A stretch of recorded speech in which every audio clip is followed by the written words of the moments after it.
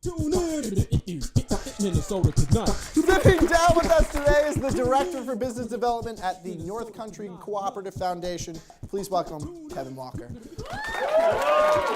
Thank you. Thank you so much. Please have a seat. Absolutely.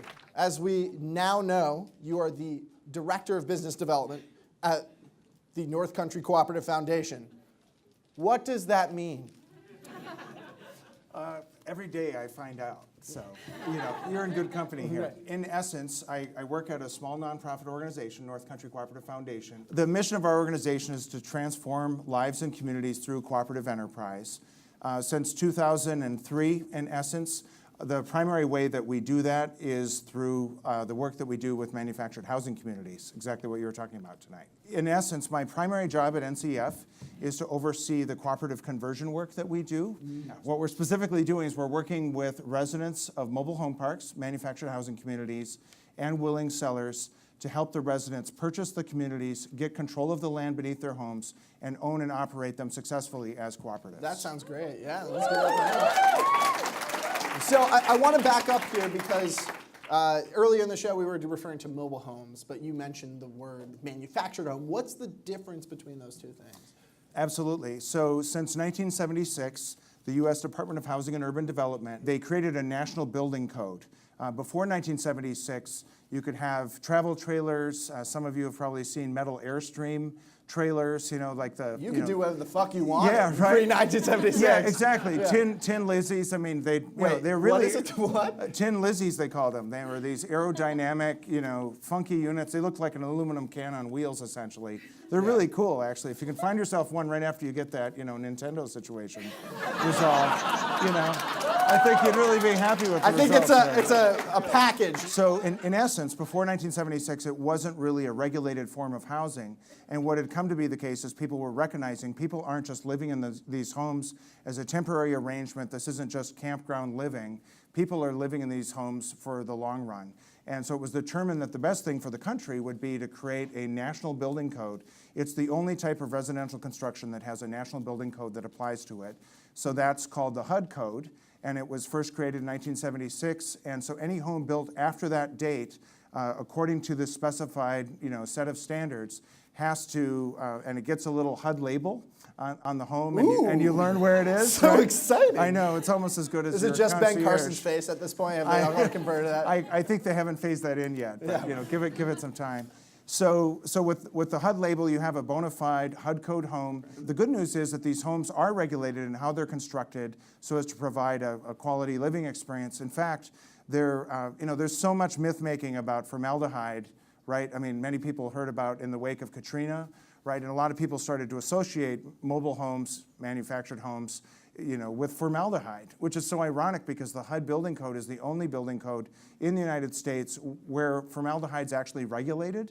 If you look at your local state and city codes, they don't regulate that at all. So we're all living in a formaldehyde vat, is what you're saying. Essentially, all other apartments and houses just filled chock full with formaldehyde. Apparently, right? Okay. Just wanted to get that clear. Yeah, and it probably explains a lot of the kind of graphics you use in these kinds of shows and stuff like that. So, yeah.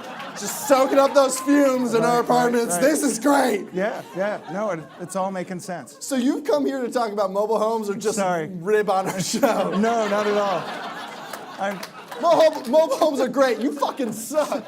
Now that we understand sort of the difference between mobile homes and manufactured homes, you mentioned it earlier, but what exactly does Northcountry Cooperative Foundation do with those people living in those communities? Absolutely. So what we do is we'll approach owners of these parks, and we've actually, over the years, we go to their golf tournaments and their Park Owner Trade Association meetings. They have a big national association meeting in Vegas every year. We show up there. That's always kind of a crazy time for sure.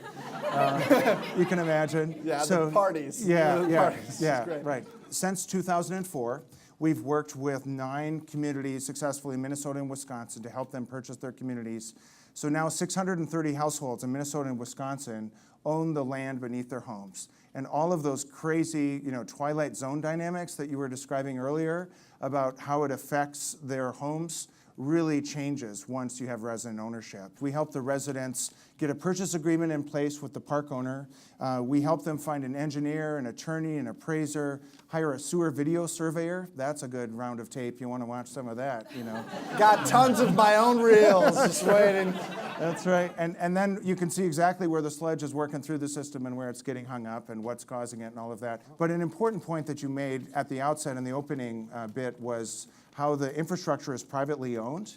And that winds up being a really significant responsibility on the part of the park owners. And frankly, too often, the rational decision, as you were speaking to, is just to like shut the thing down once the sewer water pipes really start to go south on them.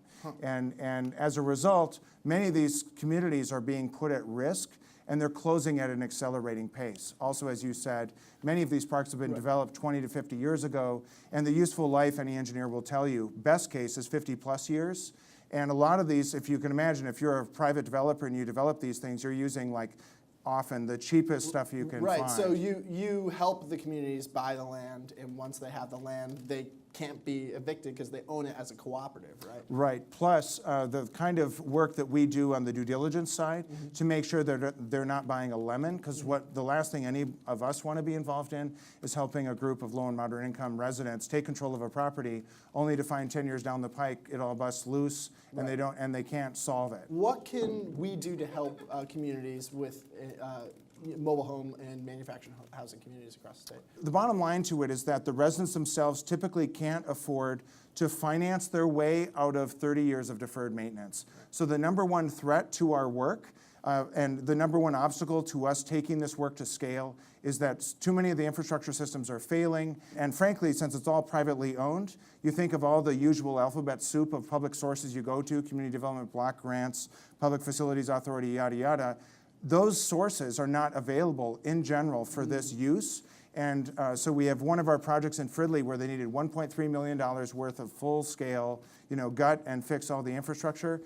We got a total of 90,000 of the 1.3 million funded by a public source. Everything else was all financed on the back of the residents. That's not a sustainable model. It won't save these communities.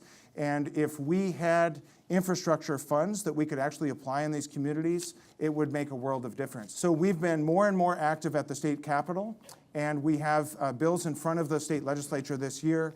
I ask anyone who's interested in this topic just to go to our website listed on this slide. Please do. I'm going to have to stop you there. Absolutely. Everyone, Kevin Walker from Northcountry. Thanks so much. All right, thank you, sir. Thanks so much.